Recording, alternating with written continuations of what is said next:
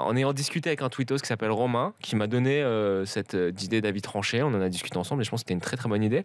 Donc en fait, c'était de voir quel est le rôle du directeur sportif dans cette espèce de nouveau contexte et de ce nouveau contexte du marché du transfert, du marché des transferts. Donc quand je parle de nouveau contexte, qu'est-ce que c'est? Enfin, on va les énumérer assez rapidement.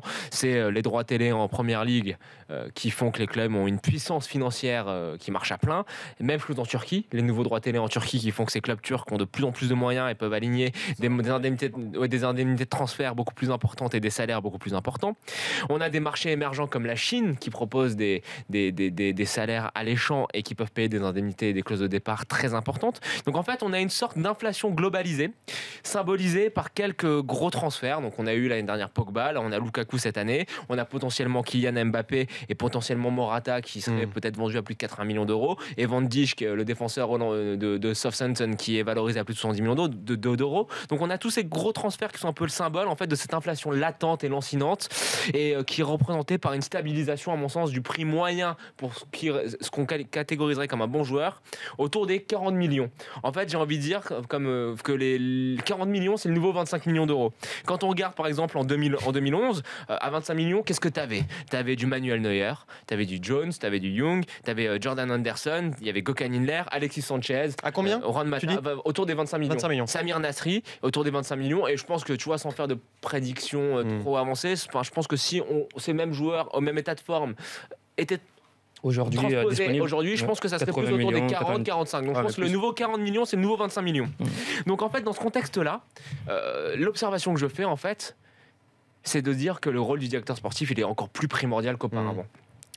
En fait, avant, par exemple, on va prendre l'exemple du Paris Saint-Germain. Quand Leonardo arrive et qu'il allait chercher des Ezequiel Labedi à 30 millions ou des Javier Pastore à 40 millions, ou même des Edinson Cavani à 60 millions, je pense que d'avoir fait c'est beaucoup dans un marché qui était moins concurrentiel parce que moins d'argent, moins de puissance financière, moins de clubs capables de sortir beaucoup d'argent et d'aligner des très beaux salaires. C'était plus simple de le faire à cette époque-là, où Leonardo l'a fait, que de le faire aujourd'hui.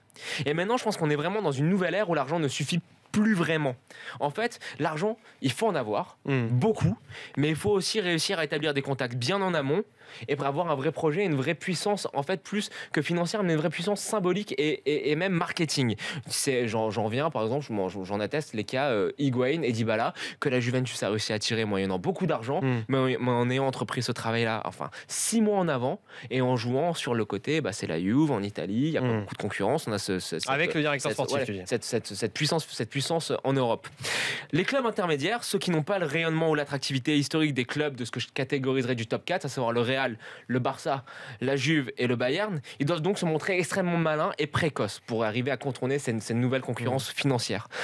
Là, en fait, quand on regarde le marché, ce qui se passe un petit peu, je trouve que ce que fait le Milan AC, donc on sera d'accord ou pas d'accord sur la qualité des recrues, mais c'est quand même assez intéressant. C'est vrai. Depuis que Mirabelli est arrivé, il est arrivé le 20 avril, depuis le 21 avril, il est au travail. Et depuis le 21 avril, il travaille sur les transferts que le Milan a. Après, le Milan AC a de nouveau aussi pu dégager de la surface financière. Ça, je te l'ai dit, c'est une condition sine qua non, avoir de l'argent. Oui. Mais ça ne suffit pas. Et donc, je pense que des joueurs comme Xhana, Conti, André Silva, c'est des joueurs qui avaient des offres en Angleterre. Des offres très importantes avec peut-être des salaires plus importants en première ligue, mais le Milan a réussi à l'attirer parce que le directeur sportif a fait un travail acharné depuis qu'il a été nommé, depuis le 20 août. Donc évidemment, il faut de la surface financière, mais il faut que ton directeur sportif fasse ce travail en amont et qu'il fasse ce travail en amont. Après, tu as aussi l'exemple de l'hypercoach en Angleterre. Mais en Angleterre, c'est pas pareil parce qu'ils ont cette surface financière. Et donc en fait, de fait, j'aimerais ce petit avis pour en arriver à quelque chose qui nous concerne de plus près, c'est le cas du Paris Saint-Germain et donc d'Antero et Enrique. Voilà. On ne va pas attendre forcément la même chose en fait que pour Leonardo. Leonardo, il était dans un contexte où c'était quand même plus simple d'attirer des grands noms, d'attirer des Lavezzi, d'attirer des Cavani, d'attirer des Pastore, même d'attirer des Zlatan et des Thiago Silva, qui à cette époque-là avaient des offres qui étaient quand même pas aussi importantes que celles du Paris Saint-Germain du point de vue salarial, parce que les clubs en première ligue n'avaient pas encore cette surface financière-là et il n'y avait pas les marchés comme la Chine ou la Turquie.